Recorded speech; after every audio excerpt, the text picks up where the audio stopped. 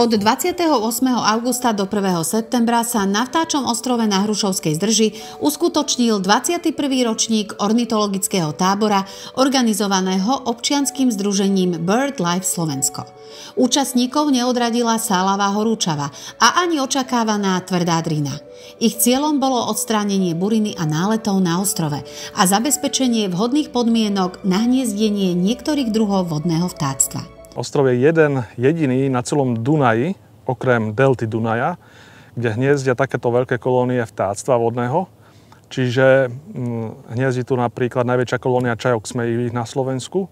Potom čajka čiernohlava, tá tu má najväčšiu kolóniu v strednej Európe a to je vyslovene druh, ktorý hniezdí len v Európe a pár lokalít vedľa Európy, ale je to veľmi vzácny druh a tu ho máme v najväčšom počte. A okrem toho tu máme napríklad rybáre riečne, tiež na Dunaji. Najviac v podstate pre vodné vtáctvo bol Dunaj pre hniezdenie vždy významný. Potom ako sa postavilo vodné dielo, v podstate ostali vodné vtáky iba na pár lokalitách a jednou z nich je práve Vtáčí ostrov. No a plus počas zimy tu prilietajú do jeho okolia 10 000 vodných vtákov. V rámci celej Európy tu prilieta v tuhých zimách najviac hlaholiek severských zo severnej Európy. Niekedy aj 10 000. 40 000 chochlačiek veľkočatých. A je to taká vec, ktorá má extrémne veľkú významnosť vlastne pre ochranu vtáctva na Slovensku a aj v strednej Európe. Na Vtáčí ostrov je vstup zakázaný. Tábor sa koná na výnimku udelenú Ministerstvom životného prostredia. Tohto roku tu bolo kvôli veľkým horúčavám menej ľudí ako obvykle. Tento rok máme okolo 40 ľudí dokopy. Každý deň sa ale trošku striedajú.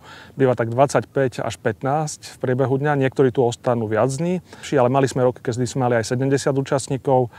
A dokopy od toho začiatku, od roku 2003, tu máme v podstate vystriedaných nejakých pár 100 ľudí. Dunaj je druhou najväčšou riekou Európy. Stále nám pripravuje prekvapenia.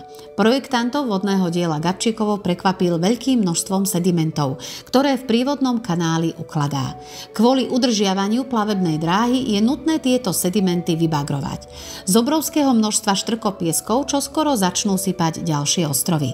Môže to byť určitá kompenzácia za desiatok kilometrov štvorcových zničenej lužnej krajiny počas výstavby vodného diela.